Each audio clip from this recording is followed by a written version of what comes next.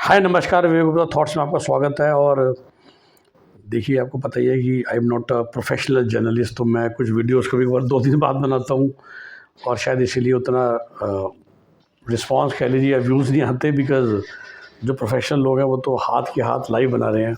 This is regarding the peculiar case with Prashant Kishor and his big bet about Bihar election. तो कहाँ, मैं ये नहीं कहूँ उन्होंने गड़बड़ करी। देखिए, बहुत अच्छी कोशिश की, ट्राई करा एज ए न्यू गाय। मैं ये नहीं कहूँगा कि कोई इंसान बदलाव करना चाहता था, वो सबके अपने अपने एजेंडाज हैं, तो उसमें उन्होंने कोशिश करी। लेकिन हार जीत लगी रहती है, सुबह शाम लोग हार रहे हैं, आरजेडी पार्टी भी हार गई, हर जगह लोग हारते हैं।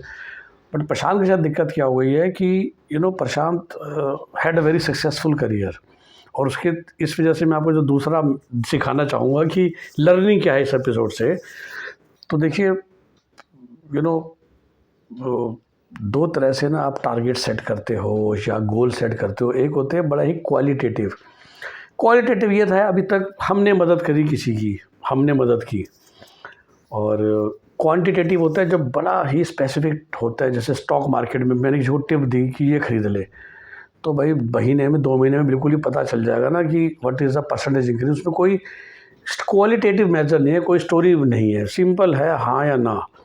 कुछ चीज़ें ऐसी होती हैं कि मैंने उसको एक सलाह दी थी, वो सलाह बड़ी जेनरिक सलाह है, उसमें लेफ़्ट राइट सब कुछ हो सकता है। तो प्रशांत किशोर ने बहुत लोगों की हेल्प की थी, कई मेजॉरिटी लोग जीते थे। मैं बिल्कुल ये कहता हूँ कि जो उनका अपना क्राफ्ट था, जो उनका आर्ट है, जैसे I proud myself to be India's number 1 medical counsellor and overall a very good counsellor overall. Similarly Prashant का जो काम था, which is election management, I will put it like that, very good election strategic management, आप वो शब्द को कह सकते हैं। Maybe he is one of the best in India, top 5 if not top 1, या टॉप 1 में भी कोई दिक्कत नहीं है। But to do the best, जैसे मैंने बोला कि I am a counsellor but I can not change anybody. अब मेरे सामने कोई बच्चा आके बैठता है जिसका IQ भी एवरेज है, जो मेहनत भी नहीं कर सकता, तो मेरी काउंसलिंग थोड़ी ना उसको IITM पहुँचा देगी। हम तो उसके लिए बेस्ट ही कर सकते हैं ना। तो Prashant was also very smart till now कि he has always picked up projects जहाँ पर विन का चांस बहुत ज़्यादा था ना। 2014 में मोदी जी हवा पूरी थी, 2015 में when you make DDU plus RJD, even today अगर ये दोनों पार्टी इकट्ठी हो जाती तो डेफिनेटली बिहार में वो जीतते, बिकॉज समीकरण ऑफ वोट एंड जो एक वोटर्स हैं उसका ऐसा बैठता है कि अगर आप क्या पर सिमिलरली जैसे जब कश्मीर में NC प्लस PDP एक हो गई थी, तो definitely they will have an edge, वो सबका अपना केडर वोट है। हारी है RJD बहुत भयंकर तरीके से, बट उनके 23 प्लस जो उनका पूरा गठबंधन है, दे स्टिल गॉट 37%। उसमें अगर नीतीश कुमार इस तरफ होते तो सरकार उनकी बनती है, इसमें कोई शक की बात नहीं है ना। वही 2015 में उन्होंने करा। Most of the time he has picked up project जिसमें नेक टू नेक फाइट थी, या चलो 45-55 रहा होगा और आपने धक्का देके पार लगा दिया।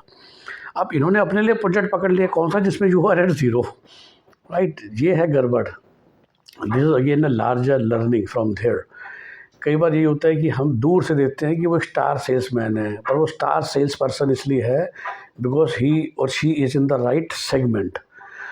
कई बार मैंने आपको समझाया है कि कुछ कंपनीज होती हैं जो मोनोपोली होती है, उस कंपनी में जो सेल्स पर्सन होते हैं वो सेल्स पर्सन ना होकर कम्युनिकेटर होते हैं। They are just a bridge between the customer and the company, क्योंकि कस्टमर ने पहले सोच रखा है कि मैंने आपका सामान खरीदना है। Vis-a-vis same sales person को वहाँ डाल दोगे जहाँ पर एक्चुअली सामान बेचना है, the thing would be very difficult. तो हम कई बार ये चीज़ें इग्नोर कर देते हैं कि प्रशांत के एपिसोड से जो लर्निंग है कि वो यही है कि this time he picked up a very tough project. अब हुआ क्या है कि he has also bet his entire career on that. हमने जिताया था, हमने जिताया था, हमने जिताया था। उन्होंने भी वो मैं कह रहा उसके भी 2 हाथ नहीं, शायद 2 कंधे भी लगते थे जीत में। But you are not a magician, आप किसी 10% वाले को नहीं जिता पाए। इट वॉज ऑलवेज की नेट टू नेट है। मतलब मैं चैलेंज करता हूँ, अगर ये वीडियो प्रशांत के पास पहुँचेगा तुम CPIM के साथ काम करके उन्हें बंगाल जितवा के दिखा दो, राइट। या तुम इस समय इंडियन नेशनल लोक दल को लेके उन्हें हरियाणा जितवा के दिखा दो, या for that matter Shiromani Akali Dal को लेके पंजाब जितवा के दिखा दो, या आम आदमी पार्टी को राजस्थान जितवा के दिखा दो, जो फिलहाल सिचुएशंस हैं।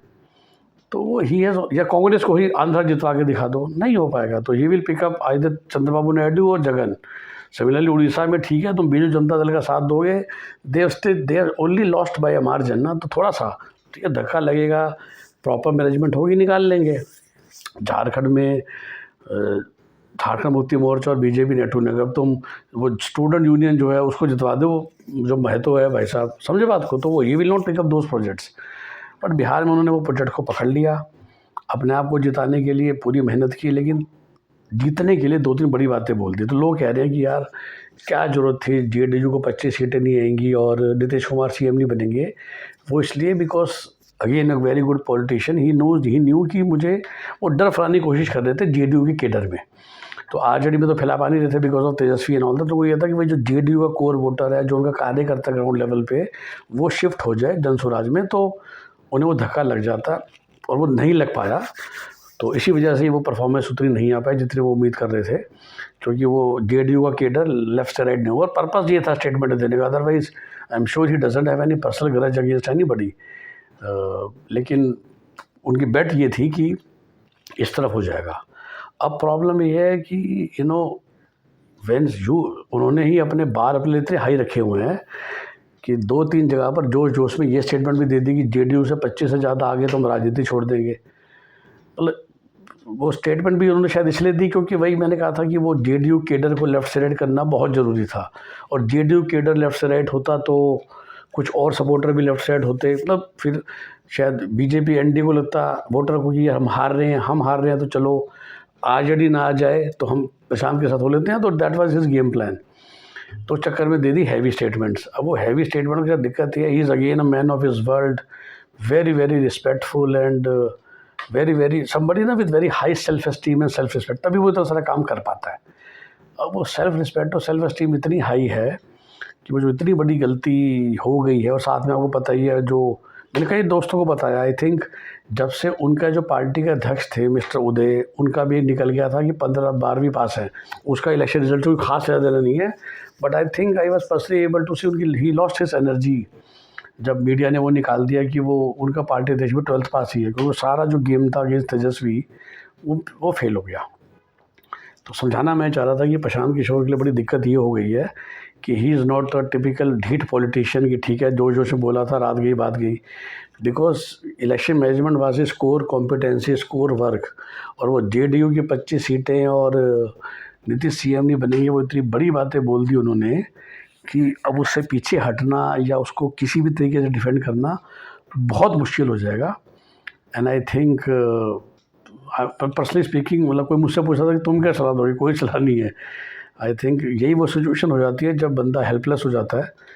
एंड जैसा मैंने कहा ना, ये इतनी बड़ी बड़ी बातें जनरली कोई इसलिए कोई दूसरा पॉलिटिशियन बोलता ही नहीं है, और उन्होंने बोला and he actually has put up his last 10 years work also on the stake, इसलिए वो गड़बड़ ज़्यादा हो गई है। तो as of now I think तभी वो गायब है, because he doesn't know how to face, he knew exactly the entire world will ask these 2 questions only. And again जैसा मैंने कहा कि वो बेशरम नहीं है, वरना बड़ा आसानी से बेशरम बंदा कहता है जी मैंने जब ये स्टेटमेंट दी थी तब तक 10,000 रुपये ट्रांसफ़र नहीं किए गए थे, वो 10,000 रुपये ट्रांसफ़र करके मेरी स्टेटमेंट इनवैलिड हो गई। मतलब कोई और बंदा अभी तक ये स्टेटमेंट आखिर दे चुका होता है कि उस 10,000 रुपये की वजह से ही जेडीयू की सीटें आ गई है, क्योंकि वही एक बड़ा काम हुआ है लास्ट के दिनों में, पर वो ये भी नहीं बोल पा रहा, और इसीलिए वो गायब है। Just to answer your question. और जैसे मैंने कहा, बिगर लर्निंग यही है कि when the things are so transparent, सोच समझ के बोलना चाहिए, सोच समझ के कमिटमेंट देनी चाहिए। कैसा लगा आपको ज़रूर कमेंट्स में डालिए। Bye bye, take care.